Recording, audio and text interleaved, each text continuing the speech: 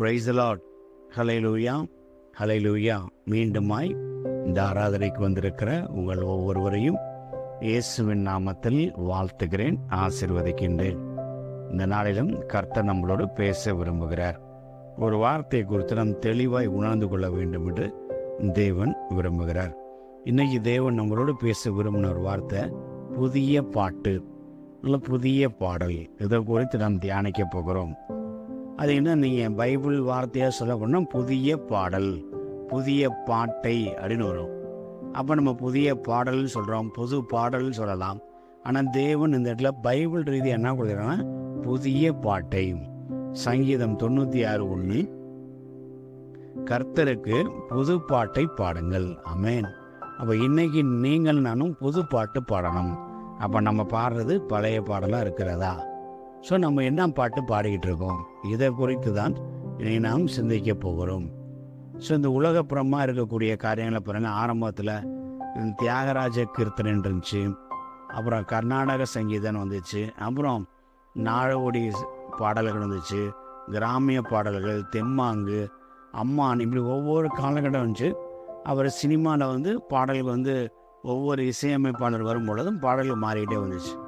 நம்ம கிறிஸ்தவ உலகில் ஆரம்பத்தில் பாமாலை இருந்துச்சு, அப்புறம் கீர்த்தனை பாடிக்கிட்டு இருந்தாங்க. அப்புறம் பெர்க்மான்ஸ் வந்த பின்னாடி அதனுடைய பாடல் தளம் மாறுச்சு. அவர் டிஜே சங்கில் பாடுறப்ப அதனுடைய தளம் மாறுச்சு. இப்போ ஜான் ஜெபராஜ் வரப்போ அதனுடைய தளம் மாறுது. இன்னைக்கு லேட்டஸ்ட்டாக நிறையாரோ பாடுறாங்க, புது பாட்டு நிறையா பாடிக்கிட்டு இருக்கோம். எந்த சர்ச்சில் போனால் புது பாட்டு பாடிக்கொண்டு இருக்கின்றோம். ஸோ தேவனை நம்மகிட்ட சொல்ல, கர்த்தருக்கு புது பாட்டை பாடுங்கள். அப்போ நீங்களும் நானும் கர்த்தருக்கு புது பாட்டு பாடணும். அப்போ பழைய பாட்டை பாடிக்கிட்டே இருக்கிறோம். பழைய பாட்டே பாடாத சொல்கிறாங்களே வீட்டில், எப்போ பாரு பழைய பாட்டே பாடிக்கிட்டு இருக்காது. அப்போ நம்மளுடைய சிந்தனை மாற வேண்டும். பழைய பாடல்னா நம்ம எப்பொழுதும் புலம்புறதான். இன்னைக்கு புலம்பிக்கொண்டே இருக்கிறோம். எந்த காரியம் வந்தாலும் புலம்புறோம், எதாக இருந்தாலும் புலம்புறோம், நல்லா இருந்தாலும் புலம்புறோம், நல்லா இல்லாட்டியும் புலம்புறோம். காலைல ஏஞ்சா ப்ரேயரில் புலம்புறோம், கோயிலுக்கு போனால் கோயிலில் புலம்புறோம், ஊழியக்காரை போய் பார்த்தோம்னா ஊழியக்கார்ட்ட புலம்புடி. எங்கே பார்த்தாலும் புலம்பல் பாட்டை நம்ம பாடிக்கொண்டு இருக்கின்றோம். கர்த்தர் அதை விரும்பவில்லை. புதிய பாட்டை பாடுங்கள்.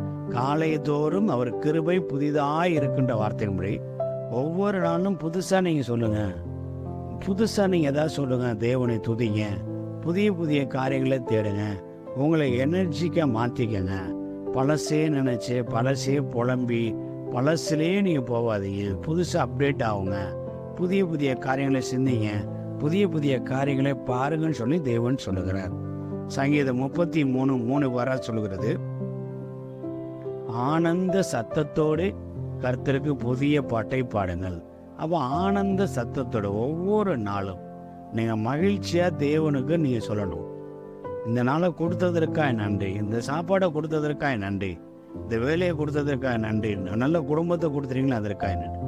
அதில் தான் ஃபாதர் பாடியிருக்காரு, புதிய பாடல் பாடி பாடின்னு சொல்லி ஒரு பாட்டையே நம்மளுக்கு கொடுத்துருக்கிறாரு.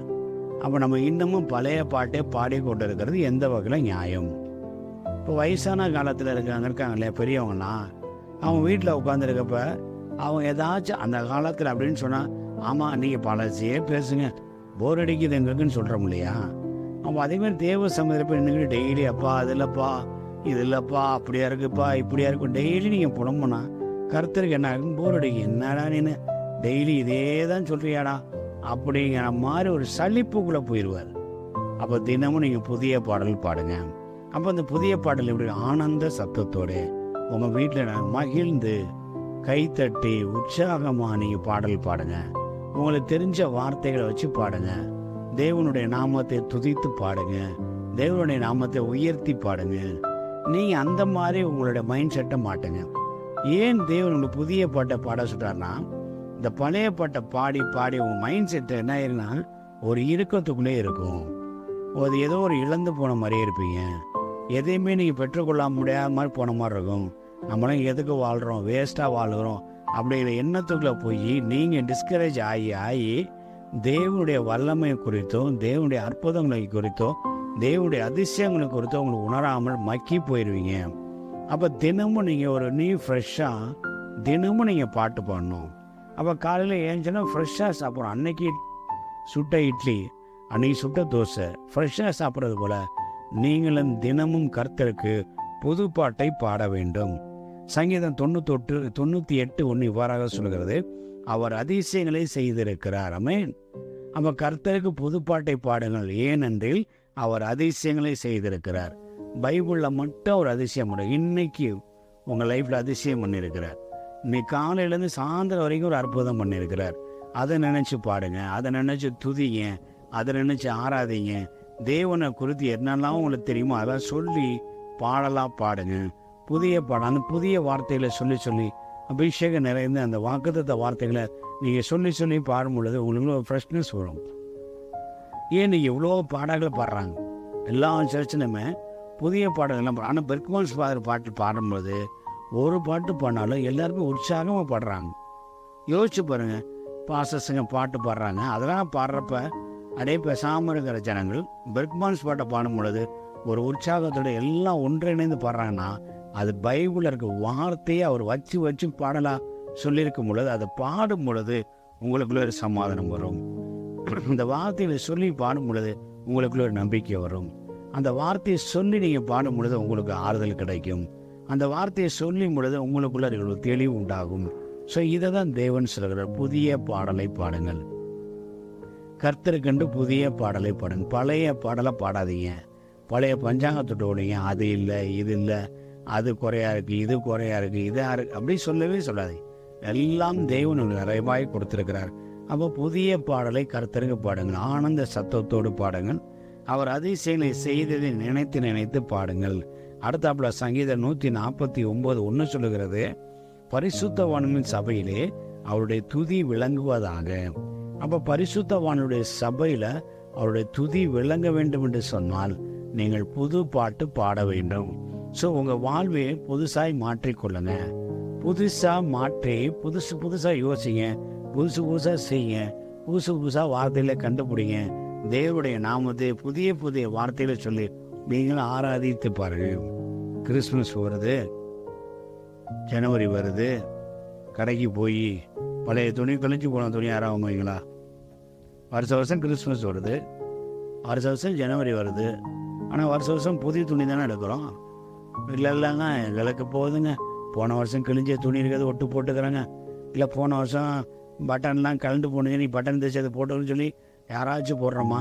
ஏழையாக இருந்தாலும் அடுத்த நாள் சாப்பாட்டுக்கு காசு இல்லைன்னா கூட அந்த பண்டிகை நீங்கள் புது ட்ரெஸ் போடணுங்கிற மைண்ட் செட்டில் அவங்க இருக்கிறது போல் ஒவ்வொரு நாளும் நீங்கள் புதுசாக உணருங்க. இந்த நாள் புதுசாக கொடுத்துருக்கிறார் தேவன், அதுதான் கான்செப்ட். இன்னைக்கு முடிஞ்சு போச்சுங்க. இன்றைக்கி ராத்திரி 12 மணியோட திங்கக்கிழமை ஓவர். காலை நீங்கள் ஏந்திரிக்கிறப்ப செவ்வாய்க்கிழமை. அப்போ செவ்வாய்க்கிழமையை கொடுத்ததுக்கு நன்றி சொல்லுங்கள். செவ்வாய்க்கிழமையில் சாப்பிட்றதுக்கு நன்றி சொல்லுங்கள். செவ்வாய்க்கிழமையில் நீங்கள் செய்கிற செயல்களுக்கு நன்றி சொல்லுங்கள். புதுசாக யோசிங்க, புதுசாக தேவனுடைய வார்த்தையை தேடுங்க, புதுசாக தேவனுடைய நாமத்தை மகிமைப்படுத்துங்க. அங்கே எல்லாமே புதுசாக இருக்கும் பொழுது உங்களுக்குள்ள ஒரு புதிய அபிஷேகம் கடந்து வரும். அப்போ புதன்கிழமை காலை ஏந்திரிக்கிறப்போ புதுசாக ஏந்திரிங்க. புதன்கிழமை புதிய நாள் வந்திருக்கு, அப்போ புதிய நாளுக்காய் நீங்கள் பாட போகிறீங்க. ஸோ ஒவ்வொரு நாளும் அப்படியே பாருங்கள். நம்ம எல்லா சர்ச்சிலையும் மாதம் பிறக்கிறப்ப அந்த பாட்டை போடுவோம். புதிய நாளுக்கு நண்டவரின்னு சொல்லி ஒரு பாட்டு ஒன்று பாடிட்டு இருப்போம். அது மாதம் பிறப்பில் மட்டும் இல்லை, ஒவ்வொரு நாளும் நீங்கள் பாட வேண்டும். உங்களுடைய பழைய எண்ணங்களை மாற்றி போடுங்க. ஆண்டவர் எனக்கு அது இல்லை, ஆண்டவர் எனக்கு இது இல்லை, ஆண்டவர் அது சரியில்லை, ஆண்டவர் இது சரியில்லை, ஆண்டவர் இதெல்லாம் தூக்கி போட்டுருங்க. இன்னைக்கு தேவன் கொடுத்துருக்கிறார் ஒரு புதிய நாள், ஒரு புதிய காலையை கொடுத்துருக்கிறார், புதிய மதியானத்தை கொடுத்துருக்கிறார், புதிய சாயங்காலத்தை கொடுத்துருக்கிறார். புதுசாக காரியத்தை நடத்துங்க, புதுசாக சிந்திங்க, புதுசாக ஓடுங்க, புதுசாக எல்லா காரியத்தையும் அணுகுங்க. நீங்கள் புதுசாக மாறுவீங்க, அப்படியே ஃப்ரெஷ்னஸ் மாறுவீங்க, நல்லா புதுசாக செழித்து வருவீங்க. தேவன் உங்களை உயர்த்த விரும்புகிறார். அவள் அழுது கொண்டோ சோர்ந்து போய் நீங்கள் இருக்க வேண்டும் என்று தேவன் விரும்பவில்லை. எல்லாம் ஃப்ரெஷ்னஸ்ஸாக யோசிச்சுங்க. நாங்கள் ஊழியத்தில் இருக்கிறோம், ஊழியத்தில் இருக்கிறவங்களுக்கு எவ்வளோ பிரச்சனை யோசிச்சு பாருங்களேன். எனக்கு இன்றைக்கி பிரச்சனை இருக்கும், எனக்கு ஒரு பெரிய தேவைகள் இருக்கும். அந்த தேவைக்கு மத்தியில் நான் ஊழியத்துக்கு வந்திருப்பேன். ஊழியத்தில் நான் வல்லமையாக பேசணும். என் பிரச்சனையை நினச்சிட்டு நாங்கள் பேச முடியாது. என்னுடைய சோகத்தை நான் மறைச்சு தேவனுடைய வார்த்தைக்கு நான் வல்லமையை காத்திருந்து தேவன் சொல்லுகிற எடுத்து வந்திருக்க மக்கள்கிட்ட அதை கொண்டு போய் சேர்த்து அவங்கள உற்சாகப்படுத்தணும். ப்ரேயர்லாம் முடிஞ்சோடனே ப்ரேயர் கொஸ்டினாக வந்து நிற்பாங்க.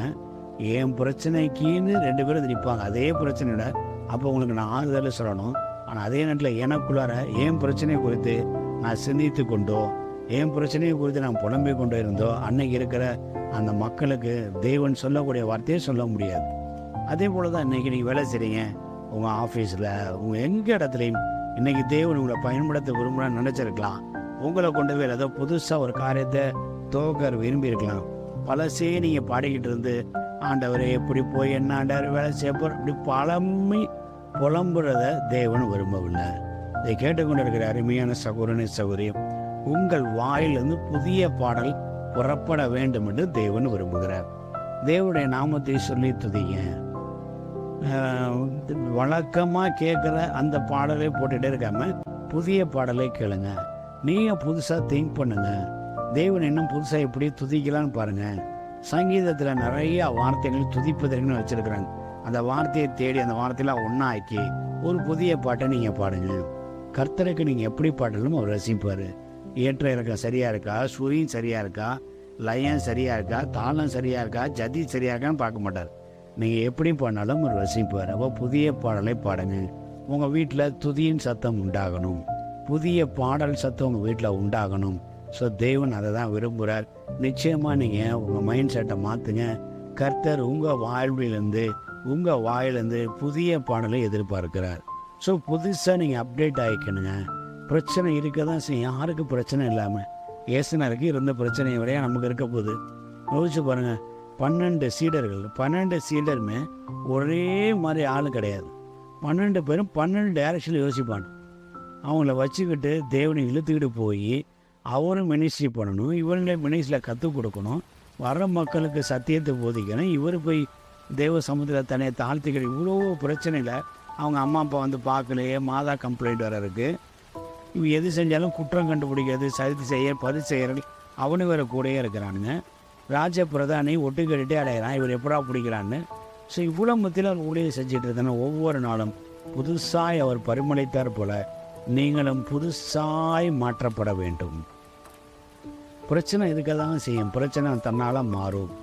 நீங்கள் நம்பினீங்கன்னா தன்னால் மாறும். தேவனுடைய கரம் உங்கள்கிட்ட வந்துச்சுன்னா தன்னால் மாறிடும். அதனால் அதை போட்டு சுமந்துக்கிட்டு அதையே தூக்கி மனசில் வச்சுக்கிட்டு மண்டையில் வச்சுக்கிட்டு நீங்கள் கர்த்தரை துதிப்பதை மறந்து விடாதீங்க. ஸோ நம்மளுடைய காரியம் என்னவோ அதை நம்ம பார்த்து கொண்டே இருக்க வேண்டும். தேவன் உங்களை புதுசாய் மாற்றிக்கொள்கிறார். தோ நான் சகலத்தையும் புதிதாய் மாத்திரேன்னு சொல்லி வாக்குரைத்த தேவன் இன்னைக்கு உங்கள் வாயில் ஒரு புதிய பாட்டை எதிர்பார்க்கிறார். அந்த பாட்டு இல்லை, குறை, பற்றாக்குறை, அது சரியில்லை, இது சரியில்லை, அவன் சரியில்லை, இவன் சரியில்லை, அப்படி இப்படி இது எல்லாத்தையும் தூக்கிப்பட்டு கர்த்தர் செய்த நன்மைகளே சொல்லி தெரியுங்க. அப்பா இந்த நாள் முழுவதும் நீ 3 நேரம் சோறு போட்டுருக்கீங்க, நன்றி அப்பா. பத்திரமா வீட்டுக்கு கூட்டிகிட்டு வந்து நன்றிப்பான்னு சொல்லி நீங்கள் துதித்து ஆராதிக்கு புதிய பாடல்களை துதிக்கும் பொழுது உங்கள் வாயிலிருந்து வருகிற புதிய வார்த்தையினால உங்கள் வாழ்க்கை மாறும். தேவன் மேல் வைத்திருக்கிற நம்பிக்கை இன்னும் அதிகமாகவும் ஆழமாகவும் உங்கள் வாழ்க்கை மறுரூபமாகவும் நீங்கள் ஃப்ரெஷ்னஸ் ஆயிடுவீங்க. உங்களை பார்க்குறவங்க ஆச்சரியப்படுகிற வகையில் உங்கள் வாழ்வில் எல்லாவற்றையும் மாற்ற தேவன் வல்லமை உள்ளவராக இருக்கிறார். புதிய பாடலை பாடுங்க. எங்களை நேசிக்கிற அன்பின் பரலோக பிதாவே, நீர் கொடுத்த அருமையான அந்த நாளுக்காக நன்றி சொல்லுகிறோம். இந்த நாளிலும் கர்த்தர் கொடுத்த வார்த்தையின்படி புதிய பாட்டை பாட எங்களை ஒப்பு கொடுக்கிறோம் அப்பா. பழையவர்களை நினைத்து கொண்டு பழைய காரியங்களை புலம்பிக் கொண்டு அது சரியில்லை இது சரியில்லை என்று சொல்லி குறை கண்டு கொண்டு நாங்கள் வாழாமல் இந்த நாளில் நீர் எங்களை செய்த நன்மைகளை நினைத்து, இந்த நாளில் எங்களுக்கு நீ சுகமாய் வைத்திருக்கிறீர் அதை நினைத்து, இந்த நாளில் நாங்கள் உயிரோடு இருக்கிறோமே அதுக்கு நன்றி சொல்ல, 3 நேரம் சாப்பிட்ருக்கோம் அதுக்கு நன்றி சொல்ல. அப்போ ஒவ்வொரு நாளும் புதிய பாடலை நாங்கள் பாட, புதிய பாட்டை கர்த்தருக்கு பாட எங்களை நாங்கள் ஒப்புக் கொடுக்கிறோம். ஆவியானவரே கிரியை செய்ய போகிறதற்காக நன்றி செலுத்தி இயேசு கிறிஸ்து நாமத்தில் ஜெபிக்கிறோம் எங்கள் ஜீவனுள்ள பிதாவே, ஆமென். God bless you. ஆபிரகாமை ஆசீர்வதித்த தேவன், ஈசாக்கை ஆசீர்வதித்த தேவன், யாக்கோபை ஆசீர்வதித்த தேவன் உங்களையும் ஆசீர்வதித்து பெருகச் செய்வாராக. ஆமென். God bless you. கர்த்தருக்கு புதுப்பாட்டை பாடுங்கள். அவர் உங்கள் வாழ்வில் எல்லாவற்றையும் புதுதாய் மாற்றுவார். ஆமென்.